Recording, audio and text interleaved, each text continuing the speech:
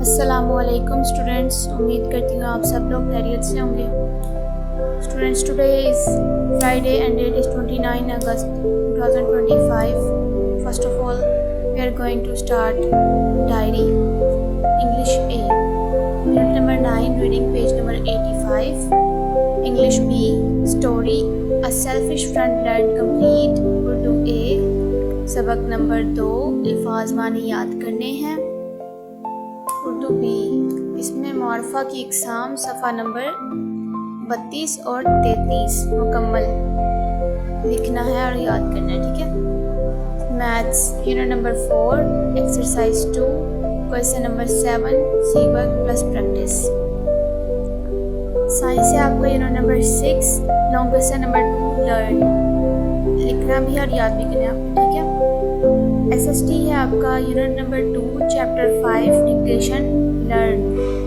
Computer unit number 3, long question complete learn, ठीक है। तो सबसे पहले आपकी इंग्लिश ए की वर्किंग है पेज नंबर 85 पे। Let's start. हमारा चैप्टर है अ नेशंस स्ट्रेंथ, एक कौम की ताकत, ठीक है। Not gold but only man can make a people great and strong. Men who for truth and honor's sake stand fast and suffer long. Brave men who work while others sleep, who dare while others fly. They build a nation's pillars deep and lift them to the sky. इसमें एक मुल्क और कौम की ताकत और हिम्मत की बात की जा रही है, ठीक है। इसमें कहा जा रहा है कि एक आदमी जो है, आदमी दूसरे आदमी को स्ट्रॉन्ग और ग्रेट बनाने में उसकी मदद करता है। एक इंसान दूसरे इंसान की मदद करता है तो वो ग्रेट और स्ट्रॉन्ग, बहादुर और अजीम बन जाते हैं, ठीक है। लोग एक दूसरे को मदद करें तो फिर ऐसा होता है, ठीक है। और एक इंसान जो कि सच्चाई और ईमानदारी की तलाश में होता है, ठीक है, तो सच्चे और ईमानदार तरीके से लेके चलता है अपनी प्रॉब्लम्स को, अपनी मुल्क और कौम के मसाइल को संजीदगी से देखता है, तो वो क्या है, वो फास्ट और ज़्यादा देर का सफ़र करता है, ठीक है। ज़्यादा सफ़र में रहता है, ज़्यादा मुश्किलात को फेस करता है, ठीक है। और वो लोग जो कि सोए हुए होते हैं, उनके सोते हुए वो काम करता है। मतलब बहादुर लोग वो हैं जो दूसरों के सोए हुए अपनी मंजिल को पाने के लिए जदोजहद करते हैं, और उस वक्त काम करते हैं जब लोग हवाओं में उड़ रहे हों। मतलब कि वो लोग इधर उधर की बातें कर रहे हों और वो लोगों की बातों पे नहीं जो है ना ध्यान देता, वो अपने मकसद को पाने के लिए जदोजहद जारी रखता है अपनी, ठीक है। और वो नेशन के जो मीनार हैं वो इस कदर गहराई में जाके बनाता है कि वो मीनार जो है वो खुद ब खुद आसमान की बुलंदियों को छूने लग जाते हैं, ठीक है। मतलब इस पूरे जो है इस पूरी पोएम में हमें ये बताया गया कि एक आदमी कैसे अपने मुल्क और कौम की खिदमत कर सकता है अपनी जदोजहद और हार्ड वर्क के ज़रिए से, ठीक है। जितनी वो हार्ड वर्क करेगा उतनी ही उसे ज़्यादा कामयाबी मिलेगी, और जितना वो लोगों की बातों को सोचेगा उतना ही वो डिसहार्ट होगा, डिस्करेज होगा, ठीक है। नेक्स्ट हमारी है इंग्लिश बी की वर्किंग। इसमें हम लोगों ने आज स्टोरी कंप्लीट करनी है अपनी। स्टोरी आपकी कल ग्रेटली फ्राइटेंड तक थी, आज नेक्स्ट हाफ है, मतलब कंप्लीट है आज आपकी, ठीक है। Once upon a time, two men were fast friends. One day they were passing through a jungle. During their journey, they promised not to leave each other in time of difficulty. Just then, they saw a wild bear running towards them. One of the friends was greatly frightened. Instead of saving his friend's life, he just thought of saving his life and climbed up a tall tree. The other did not know how to climb up a tree. He lay down on the ground and held his breath. The bear came up to him. It smelled him and thinking of him to be dead went away. The friend came down from the tree and asked his friend, "What did the bear say in your ear?" The other friend said, "The bear advised me not to be friend with a selfish man." Moral: a friend in need is a friend indeed. इसमें दो दोस्तों की कहानी बताई गई है कि दो दोस्त जंगल में से गुजर रहे होते हैं और बहुत अच्छे दोस्त होते हैं, और वो एक दूसरे से वादा करते हैं कि सफ़र के दौरान हम लोग एक दूसरे का साथ नहीं छोड़ेंगे, चाहे जितनी भी बड़ी मुश्किल क्यों ना सामने आ जाए। लेकिन इसमें क्या होता है कि वो देखते हैं एक जंगली भालू की तरफ दौड़ाता है, तो क्या करते हैं उनमें से एक जो बहुत ही ज़्यादा खौफजदा हो जाता है और दूसरे दोस्त की जान बचाने के बजाय अपनी जान बचाने के बारे में सोचता है और दरख्त पर चढ़ जाता है। और जो दूसरा दोस्त होता है उसको दरख्त पर चढ़ना नहीं आता, तो वो क्या करता है, वो ज़मीन पे लेट जाता है और बियर जो है वो उसके करीब आता है, उसे सूंघता है और वो चला जाता है और ये समझता है कि वो मर चुका है। तो जब दूसरा दोस्त नीचे आता है दरख्त से उतर के और उसे पूछता है कि तुम्हारे कान में बियर ने क्या कहा, तो उसने आगे से जवाब दिया कि बियर ने मुझे नसीहत की कि सेल्फिश इंसान को दोस्त ना बनाओ। ठीक है, इसका मतलब और मॉरल है दोस्त वो जो मुसीबत में काम आए, यानी दोस्ती हमेशा उस इंसान से करो जो मुसीबत में भी आपके साथ खड़ा है, जो मुसीबत में भी आपको छोड़कर ना जाए। ठीक है, ये आपकी स्टोरी आपने कंप्लीट लर्न करनी है। नेक्स्ट वर्किंग आपकी उर्दू अलिफ की है। इसमें आज हम लोगों ने अल्फाज मायने करने हैं।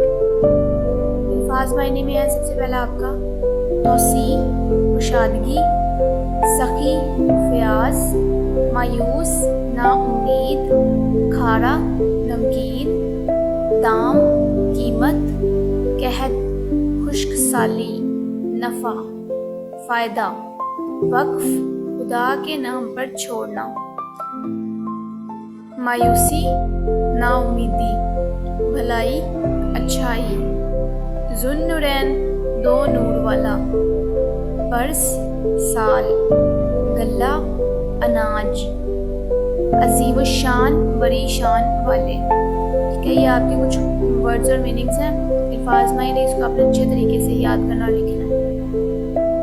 नेक्स्ट वर्किंग आपकी उर्दू बी की है, जिसमें आज हम लोगों ने पेज नंबर 32 और 33 कंप्लीट करना है।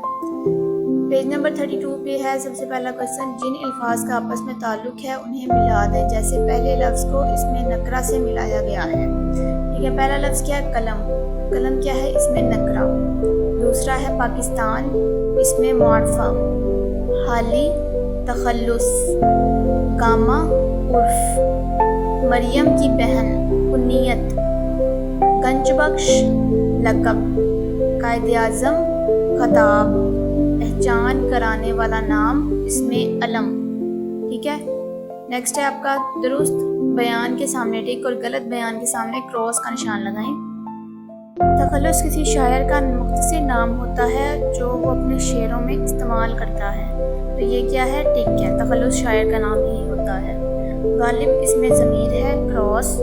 हमालिया इसमें मुआरफा है, टिक। पहाड़ इसमें मुआरफा है, क्रॉस। इसमें अलम की 7 किस्में हैं, क्रॉस। इसमें अलम इसमें नकरा की एक किस्म है, क्रॉस। इसमें नकरा की किस्म नहीं है, इसमें मुआरफा की किस्म है। ठीक है, नेक्स्ट है आपका शायर का मुख्तसर नाम क्या कहलाता है। इसमें तखल्लुस पे आपने टिक लगाना है। उम्मे कुलसूम क्या है, कुन्नियत। कुन्नियत है ये। ठीक है, कायद-ए-आज़म रहमतुल्लाह अलैहि क्या है, खताब। ये खताब है। गामा क्या है, उर्फ। गामा उर्फ है।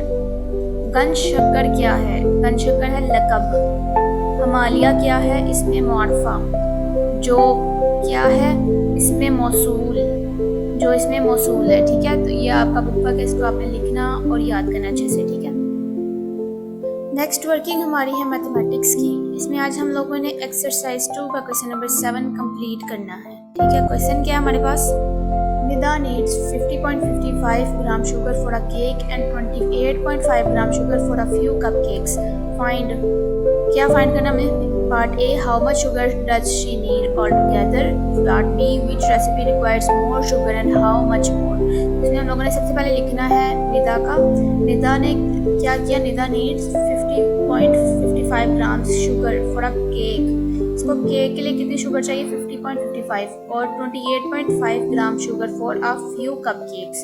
कप केक्स के लिए 28.5 ग्राम्स चाहिए। और शुगर जो है, how much sugar does she need altogether, तो मतलब टोटल इसको शुगर कितनी चाहिए। और which recipe requires more sugar and how much मोर।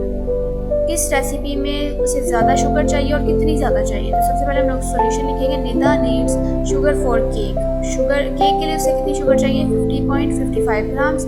और Nida needs sugar for cupcakes. तो कपकेक्स के लिए कितनी चाहिए, 28.5 ग्राम।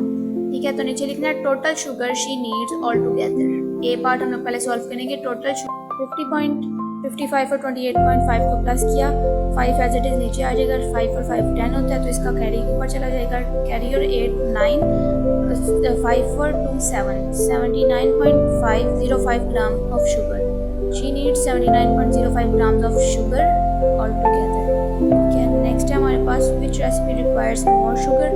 किस रेसिपी में हमें ज़्यादा शुगर चाहिए होगी। तो 50.55 ग्राम ऑफ शुगर को 28.5 ग्राम शुगर के साथ हम लोगों ने माइनस कर देना है।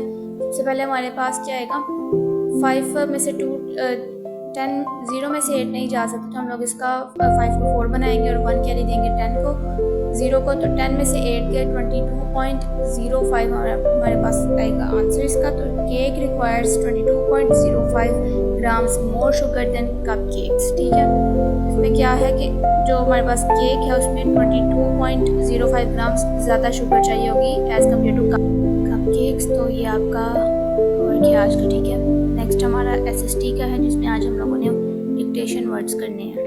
Let's start. फर्स्ट वर्ड है आपका wonderful, contrasts, coast line, deserts, minerals, network, Potohar, Hunza valley, Ladakhi, customs, features, communications, issues, improving, information, located, capital और कंस्ट्रक्शन। ये आपके कुछ वर्ड्स हैं, इनको आपने अच्छे तरीके से लिखना और याद करना है। नेक्स्ट लेक्चर है हमारा साइंस का, जिसमें आज हम लोगों ने सेकंड लॉन्ग क्वेश्चन करना है। ठीक है, let's start. Differentiate between luminous and non luminous objects. Luminous objects कौन से होते हैं, जो हमें लाइट प्रोवाइड करते हैं। ठीक है, नॉन लुमिनस ऑब्जेक्ट्स जो कि लाइट प्रोवाइड नहीं करते। तो start. Luminous objects, the sun, the stars and some things on earth are luminous. सूरज, सितारे और कुछ ज़मीन पे ऐसी चीज़ें जो कि luminous हैं। Non-luminous objects, at night when the moon is out, the sun's light. रात के वक्त जब चाँद निकलता है तो सूरज की रोशनी इस्तेमाल करता है। This means that they give out light. The sun is our main source of natural light. इसका मतलब है कि ये जो है वो हमें लाइट प्रोवाइड करते हैं, और जो सूरज है वो हमारा मेन सोर्स है लाइट, नेचुरल लाइट प्रोवाइड करने का। The stars emit natural light too. Stars जो हैं वो भी नेचुरल लाइट प्रोवाइड करते हैं, but not much, they are too far away. लेकिन इतनी ज़्यादा नहीं, क्योंकि ये बहुत ही ज़्यादा दूर है हमसे। ठीक है, reflects of the surface of the moon. Moon जो है वो रात के टाइम जो है जब निकलता है तो सूरज की रोशनी को रिफ्लेक्ट करता है। ठीक है, the moon is not luminous. Moon luminous नहीं है, मून की अपनी कोई रोशनी नहीं है। Planets are not luminous. Planets की भी अपनी रोशनी नहीं है, वो भी लुमिनस नहीं है। Other things such as glass, shiny surfaces reflect light but are not luminous. और कुछ और चीज़ें हैं जो जैसा कि ग्लास और शाइनी सर्फेसिस, ये भी दूसरों की लाइट को रिफ्लेक्ट करते हैं, ये लुमिनस नहीं है। Some living things such as glowworms, fireflies and some microorganisms produce natural light. कुछ लिविंग थिंग्स हैं जो कि नेचुरल लाइट प्रोवाइड करती हैं, जैसे कि ग्लोबम्स, फायरफ्लाइज और microorganisms. Fire, lava and lightning are also sources of natural light. आग, लावा और लाइटनिंग, बिजली चमकना, ये भी एक सोर्स है नेचुरल लाइट का। ठीक है, तो ये आपका यहाँ तक है लॉन्ग क्वेश्चन। इसको आपने अच्छे तरीके से याद करना और लिखना है, और उम्मीद करती हूँ आपको सब कुछ अच्छे से समझ आया होगा। आज के लिए इतना ही है। तो